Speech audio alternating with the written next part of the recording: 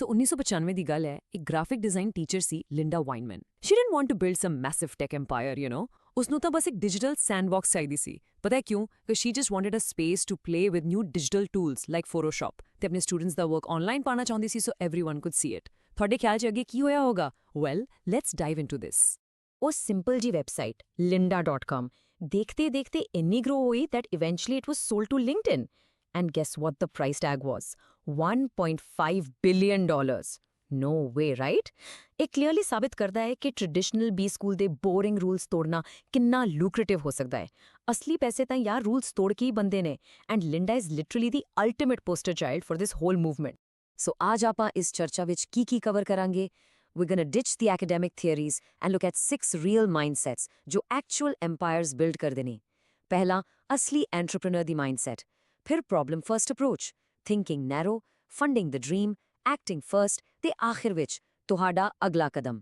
Let's get right into it। Okay, ਤਾਂ ਪਹਿਲਾ ਨਿਯਮ, ਅਸਲੀ entrepreneur ਦੀ mindset, ਯਾਨੀ simply saying yes we can। Business schools ਹਮੇਸ਼ਾ ਆਪਣੀ strategy 101 ਵਿੱਚ ਸਿਖਾਉਂਦੇ ਨੇ ਨਾ, stick to your knitting, stick to your core competencies। ਆਪਣੇ ਦਾਇਰੇ ਵਿੱਚ ਰਹੋ ਤੇ ਬਾਕੀ ਸਾਰੀ distractions ਨੂੰ totally no ਕਹੋ। ਪਰ honestly ਕੀ ਇਹ ਸੱਚਮੁੱਚ ਰੀਅਲ ਵਰਲਡ ਵਿੱਚ ਕੰਮ ਕਰਦਾ ਹੈ? ਕਾਰਪੋਰੇਟ ਦੁਨੀਆ ਦਾ ਉਹ ਰਿਜਿਡ ਰੂਲ ਤੁਹਾਨੂੰ ਇੱਕ ਛੋਟੇ ਜਿਹੇ ਬਾਕਸ ਵਿੱਚ ਰੱਖਦਾ ਹੈ। No, we don't do that here। ਪਰ ਯਾਰ ਐਂਟਰਪ੍ਰੀਨਿਓਰ ਦੇ ਰੂਲਸ ਬਿਲਕੁਲ ਅਲੱਗ ਹੁੰਦੇ ਨੇ। ਉਹ ਹਮੇਸ਼ਾ yes we can ਕਹਿੰਦੇ ਨੇ ਜਦੋਂ ਵੀ ਕੋਈ ਵੀ ਨਵਾਂ ਕਸਟਮਰ ਰਿਕੁਐਸਟ ਆਉਂਦਾ ਹੈ। They don't panic। ਉਹ ਆਪਣੇ ਕੰਫਰਟ ਜ਼ੋਨ ਤੋਂ ਬਾਹਰ ਨਿਕਲਦੇ ਨੇ ਤੇ ਓਪਰਚੁਨਿਟੀ ਨੂੰ ਦੋਨੋਂ ਹੱਥਾਂ ਨਾਲ ਗ੍ਰੈਬ ਕਰਦੇ ਨੇ। Just take the amazing story of Arnold Correa from Brazil and his company, Atmo Digital। ਇਹਨਾਂ ਨੇ ਆਪਣੇ ਬਿਜ਼ਨਸ ਨੂੰ 4 ਵਾਰ ਰੀਇਨਵੈਂਟ ਕੀਤਾ। ਪਹਿਲਾਂ ਉਹ ਇਵੈਂਟ ਮੈਨੇਜਮੈਂਟ ਕਰਦੇ ਸੀ, ਫਿਰ ਕਸਟਮਰਸ ਨੇ ਮੰਗਿਆ satellite uplinks for 260 stores. Arnold ਨੂੰ ਸੈਟੇਲਾਈਟ ਟੈਕਨੋਲੋਜੀ ਦਾ ਐਸ ਵੀ ਨਹੀਂ ਪਤਾ ਸੀ, but he literally said yes we can. ਫਿਰ ਵਾਲਮਾਰਟ ਨੇ ਆ ਕੇ ਕਿਹਾ, can we put ads on TVs right in the store aisles? ਫਿਰ ਤੁਹਾਨੂੰ ਉਸਦਾ ਜਵਾਬ ਸੀ ਯੈਸ ਵੀ ਕੈਨ। ਬਿਨਾਂ ਟੈਕਨੋਲੋਜੀ ਹੁੰਦੇ ਵੀ ਆਰਨੋਲਡ ਨੇ ਹਾਨ ਕੀਤੀ ਤੇ ਅੱਗੇ ਦਾ ਰਸਤਾ ਲੱਭ ਲਿਆ। Now that's the true hustle we're talking about. ਐਦਾਂ ਨੂੰ ਲਿਆਉਂਦਾ ਹੈ ਦੂਜੇ ਰੂਲ ਤੇ, ਪ੍ਰੋਬਲਮ ਸੋਲਵ ਕਰੋ ਪਹਿਲਾਂ, ਯਾਨੀ ਯੋਰ ਪ੍ਰੋਬਲਮ ਫਰਸਟ ਲੌਜਿਕ। ਇਹ ਜੋ ਵੱਡੀ ਵੱਡੀ ਕਾਰਪੋਰੇਸ਼ਨਸ ਜਿਸ ਨੂੰ ਇਨੋਵੇਸ਼ਨ ਕਹਿੰਦੀਆਂ ਨੇ ਨਾ, ਤੁਹਾਨੂੰ ਕੀ ਲੱਗਦਾ ਹੈ ਕਿ ਉਹ ਸੱਚ ਵਿੱਚ ਇਨੋਵੇਸ਼ਨ ਹੈ? Let's B real. ਇਹਨਾਂ ਵੱਡੀ ਕੰਪਨੀਜ਼ ਦੀ ਐਬਸਰਡਿਟੀ ਤਾਂ ਦੇਖੋ। ਟਾਈਡ ਡਿਟਰਜੈਂਟ ਦੇ ਬ੍ਰਾਂਡ ਮੈਨੇਜਰਸ ਆਉਂਦੇ ਨੇ, ਡਿਟਰਜੈਂਟ ਦੇ ਬਲੂ ਸਪੈਕਲਸ ਨੂੰ ਗ੍ਰੀਨ ਕਰ ਦਿੰਦੇ ਨੇ ਤੇ ਪ੍ਰੈਸ ਰਿਲੀਜ਼ 'ਚ ਕਹਿ ਦਿੰਦੇ ਨੇ ਨਿਊ ਐਂਡ ਇੰਪਰੂਵਡ। ਕੋਕਾ ਕੋਲਾ ਨੇ ਨਿਊ ਕੋਕ ਕੱਢ ਦਿੱਤੀ, ਫਿਰ ਵਨੀਲਾ ਕੋਕ, ਫਿਰ ਚੈਰੀ ਕੋਕ। ਭਾਈ ਇਨੋਵੇਸ਼ਨ ਥੋੜੀ ਹੈ। ਅਸਲੀ ਫਾਊਂਡਰ ਸਿਰਫ ਪ੍ਰੋਡਕਟਸ ਪੁਸ਼ ਨਹੀਂ ਕਰਦੇ, ਉਹ ਐਕਚੁਅਲ ਬਰਨਿੰਗ ਪ੍ਰੋਬਲਮਸ ਨੂੰ ਸੋਲਵ ਕਰਦੇ ਨੇ। ਅਸਲੀ ਪ੍ਰੋਬਲਮ ਸੋਲਵਿੰਗ ਤਾਂ ਜੌਨ ਥੌਨ ਵਰਕਿੰਗ ਹੁੰਦੀ ਹੈ। ਉਹਨਾਂ ਨੇ ਇੱਕ ਸਿਲਵਰ ਨਿਕਲ ਸਰਜੀਕਲ ਫੋਰਸੈਪਸ ਬਣਾਈ ਸੀ, ਪਰ ਸਰਜੀਕਲ ਫੋਰਸੈਪਸ ਨਾਲ ਇੱਕ ਵੱਡੀ ਪ੍ਰੋਬਲਮ ਸੀ ਕਿ ਉਹ ਹਿਊਮਨ ਟਿਸ਼ੂ ਨਾਲ ਸਟਿਕ ਕਰ ਜਾਂਦੇ ਸੀ। ਪਲਾਸਟਿਕ ਸਰਜਰੀ ਵਿੱਚ ਇਹ ਬਿਜ਼ਨਸ ਠੀਕ-ਠਾਕ ਚੱਲਿਆ, ਪਰ ਜੌਨ ਨੇ ਸੋਚਿਆ I wonder if there's another surgical specialty that has an even bigger problem that I could solve. So ਉਸਨੇ ਨਿਊਰੋ ਸਰਜਨਸ ਨੂੰ ਟਾਰਗੇਟ ਕੀਤਾ, ਜਿੱਥੇ ਬ੍ਰੇਨ ਟਿਸ਼ੂ ਦਾ ਸਟਿਕ ਹੋਣਾ ਮੌਤ ਤੇ ਜ਼ਿੰਦਗੀ ਦਾ ਸਵਾਲ ਹੈ। ਉਹਨੇ ਉਹ ਮੈਸਿਵ ਪ੍ਰੋਬਲਮ ਸੋਲਵ ਕੀਤੀ ਤੇ ਆਪਣੀ ਕੰਪਨੀ ਸਟ੍ਰਾਈਕਰ ਨੂੰ ਈਜ਼ੀਲੀ ਸੈਲ ਕੀਤੀ। ਫੋਕਸ ਔਨ ਦ ਪ੍ਰੋਬਲਮ ਪਹਿਲਾਂ, ਪ੍ਰੋਡਕਟ ਆਪੇ ਬਣ ਜਾਊਗਾ। Let's move to our third rule and see how this all builds up. Think narrow, not broad. Corporate दुनिया हमेशा massive, broad target markets से पीछे भाजती है क्योंकि उन्होंने बस numbers दिखा के needle move करनी होती है। पर real entrepreneurs, वो हमेशा laser focus niche target कर देने। ब्रॉड मार्केट ਦਾ ਮਤਲਬ ਹੈ ਜਨਰਲ ਸਪ੍ਰਿੰਟਰਸ ਜੋ ਬਿਲਕੁਲ ਸਮੂਥ ਸੇਫ ਟਰੈਕਸ ਤੇ ਭੱਜਦੇ ਨੇ, ਤੇ ਦੂਜੇ ਪਾਸੇ ਨੈਰੋ ਨੀਸ਼ ਮਾਰਕੀਟ ਯਾਨੀ ਐਲੀਟ ਡਿਸਟੈਂਸ ਰਨਰਸ ਜਿਨ੍ਹਾਂ ਨੂੰ ਡਰਟ ਰੋਡਸ ਤੇ ਭੱਜ ਕੇ ਸਪ੍ਰੇਨਡ ਐਂਕਲਸ ਤੇ ਸ਼ਿਨ ਸਪਲਿੰਟਸ ਹੋ ਜਾਂਦੇ ਨੇ। ਫਿਲ ਨਾਈਟ ਤੇ ਬਿਲ ਬੋਵਰਮਨ ਨੇ ਇਸ ਬ੍ਰੌਡ ਮਾਰਕੀਟ ਨੂੰ ਬਿਲਕੁਲ ਹੀ ਇਗਨੋਰ ਕੀਤਾ। ਉਹਨਾਂ ਨੇ ਸਿਰਫ ਤੇ ਸਿਰਫ ਐਲੀਟ ਡਿਸਟੈਂਸ ਰਨਰਸ ਦੀ ਐਗਜ਼ੈਕਟ ਪੇਨ ਪੁਆਇੰਟਸ ਤੇ ਫੋਕਸ ਕੀਤਾ। ਤੇ ਤੁਹਾਨੂੰ ਪਤਾ ਹੈ ਇੱਦਾਂ ਸ਼ੁਰੂਆਤ ਹੋਈ ਸੀ ਨਾਈਕੀ ਦੀ। ਟੈਨ ਨਾਈਕੀ ਨੇ ਐਕਚੁਅਲੀ ਇਸ ਸਕੇਲ ਕਿਵੇਂ ਕੀਤਾ? 3 ਸਿੰਪਲ ਸਟੈਪਸ ਵਿੱਚ। ਸਟੈਪ 1, ਉਹਨਾਂ ਨੇ ਸਪੈਸੀਫਿਕਲੀ ਐਲੀਟ ਡਿਸਟੈਂਸ ਰਨਰਸ ਲਈ ਬੈਟਰ ਲੈਟਰਲ ਸਟੈਬਿਲਿਟੀ ਵਾਲੀ ਸ਼ੂਜ਼ ਡਿਜ਼ਾਈਨ ਕੀਤੀ। ਸਟੈਪ 2, ਉਹਨਾਂ ਸ਼ੂਜ਼ ਨੂੰ ਏਸ਼ੀਆ ਤੋਂ ਇੰਪੋਰਟ ਕਰਨਾ ਸਿੱਖਿਆ। ਸਟੈਪ 3, ਟੌਪ ਐਥਲੀਟਸ ਨੂੰ ਕੌਨਫੀਡੈਂਟਲੀ ਅਡਾਪਟ ਕਰਵਾਇਆ। ਜਦੋਂ ਉਹਨਾਂ ਨੇ ਇਸ ਇੱਕ ਹਾਈਪਰ ਨੈਰੋ ਨੀਸ਼ ਨੂੰ ਪ੍ਰੋਪਰਲੀ ਡੋਮੀਨੇਟ ਕਰ ਲਿਆ, ਫਿਰ ਉਹਨਾਂ ਕੋਲ ਲੈਵਰੇਜ ਆਈ ਜੌਨ ਮੈਕਐਨਰੋ ਤੇ ਮਾਈਕਲ ਜਾਰਡਨ ਵਰਗੇ ਮੈਸਿਵ ਸੁਪਰਸਟਾਰਸ ਨੂੰ ਸਾਈਨ ਕਰਨ ਦੀ। ਸੋ ਰੂਲ ਇਜ਼ ਪਹਿਲਾਂ ਨੈਰੋ ਸੋਚੋ, ਫਿਰ broad ਚਾਓ। Okay, let's dive into this next one, ਜੋ ਕਿ ਪਰਸਨਲ ਲੈਵਲ ਤੇ ਮੇਰਾ ਐਬਸੋਲੂਟ ਫੇਵਰਿਟ ਹੈ, ਕੈਸ਼ ਤੇ ਐਸੈਟਸ ਦਾ ਜੁਗਾੜ। ਬੇਸਿਕਲੀ ਫੰਡਿੰਗ ਦ ਡ੍ਰੀਮ।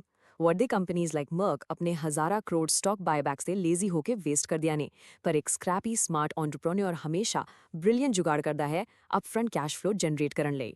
ਈਲਨ ਮਸਕ ਦਾ ਐਬਸੋਲੂਟ ਜੀਨੀਅਸ ਇਸ ਮੈਥ ਵਿੱਚ ਲੁਕਿਆ ਹੈ। Just look at this. Tesla Roadster ਦੀ ਪਹਿਲੀ ਕਾਰ ਬਣਾਉਣ ਤੋਂ ਪਹਿਲਾਂ ਹੀ ਉਹਨਾਂ ਨੇ 100 ਵੈਲਦੀ ਇਨਵਾਇਰਨਮੈਂਟਲਿਸਟ ਤੋਂ $100,000 ਦਾ ਡਿਪੋਜ਼ਿਟ ਲੈ ਲਿਆ ਸੀ। Cash upfront generated $10 million.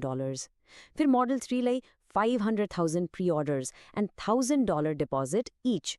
That is $500 million in the bank, literally in cash, before doing the engineering or building the factory.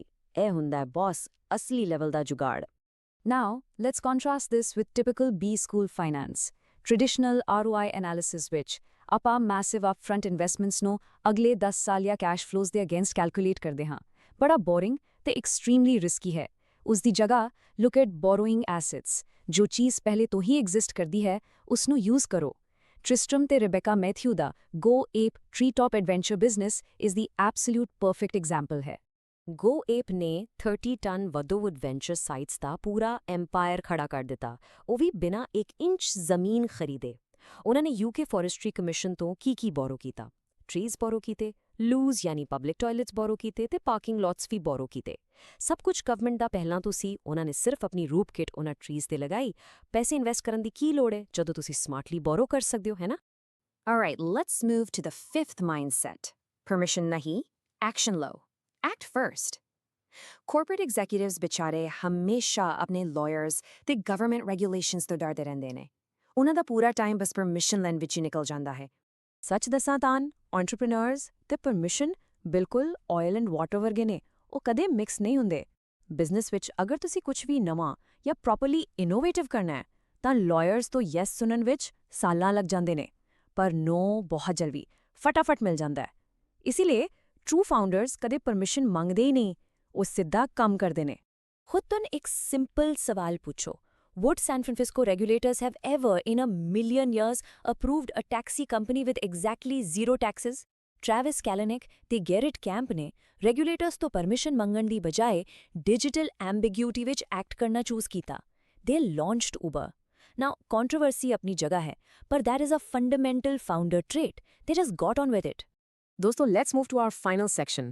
ਤੁਹਾਡਾ ਅਗਲਾ ਕਦਮ ਕੀ ਹੈ? What's your next step? ਹੁਣ ਟਾਈਮ ਆ ਗਿਆ ਹੈ ਕਿ ਆਪਾਂ ਡਾਇਰੈਕਟਲੀ ਤੁਹਾਡੇ ਬਾਰੇ ਗੱਲ ਕਰੀਏ। Yes, you, the aspiring entrepreneurs joining us in this session right now. ਜ਼ਰਾ ਸ਼ਾਂਤੀ ਨਾਲ ਖੁਦ ਨੂੰ ਪੁੱਛੋ, which of these 6 mindsets are embodied in you today? ਕੀ ਤੁਸੀਂ ਪਹਿਲਾਂ ਹੀ yes we can ਵਾਲਾ fearless attitude ਰੱਖਦੇ ਹੋ, ਜਾਂ ਤੁਸੀਂ already narrow ਸੋਚ ਕੇ ਆਪਣਾ exact niche ਲੱਭ ਚੁੱਕੇ ਹੋ? ਆਪਣੇ ਅੰਦਰ ਛਾਤੀ ਮਾਰੋ ਤੇ deeply identify ਕਰੋ। And here is the next crucial step. Which of the others can you learn and can you teach them to your team? ਇੱਕ ਬੜਾ ਭਾਈ ਹੋਣ ਦੇ ਨਾਤੇ ਮੈਂ ਤੁਹਾਨੂੰ ਪਰਸਨਲੀ ਐਨਕਰੇਜ ਕਰਦਾ ਹਾਂ, ਪਲੀਜ਼ ਬਾਕੀ ਮਾਈਂਡਸੈਟਸ ਨੂੰ ਵੀ ਲਰਨ ਕਰੋ। ਤੇ ਸਭ ਤੋਂ ਜ਼ਰੂਰੀ ਗੱਲ, ਇਹ ਸਾਰੀ ਨੌਲੇਜ ਆਪਣੀ ਟੀਮ, ਆਪਣੇ ਕੋਲੀਗਸ ਨੂੰ ਪਾਸ ਡਾਊਨ ਕਰੋ, ਜੋ ਅੱਜ ਮੁਸ਼ਕਿਲ ਚੈਲੰਜਸ ਫੇਸ ਕਰ ਰਹੇ ਨੇ, ਕਿਉਂਕਿ real leaders always teach. Finally, is there a massive roadblock you face right now in your life that one of these rule-breaking mindsets can absolutely shatter? Bottom line ਇਹ ਹੈ ਦੋਸਤੋ, stop playing by the academic rules. ਤੁਹਾਡੀ ਰੁਕਾਵਟ ਐਡੀ ਵੀ ਵੱਡੀ ਨਹੀਂ ਕਿ ਇਹ ਮਾਈਂਡਸੈਟਸ ਉਸ ਨੂੰ ਤੋੜ ਨਾ ਸਕਣ। ਅੱਜ ਹੀ ਬਾਹਰ ਨਿਕਲੋ, ਐਕਟ ਫਰਸਟ ਤੇ ਆਪਣਾ ਐਮਪਾਇਰ ਬਿਲਡ ਕਰਨਾ ਸ਼ੁਰੂ ਕਰੋ। ਇਸ ਚਰਚਾ ਵਿੱਚ ਜੁੜਨ ਲਈ ਸ਼ੁਕਰੀਆ। ਆਪਾਂ ਮਿਲਦੇ ਹਾਂ ਅਗਲੀ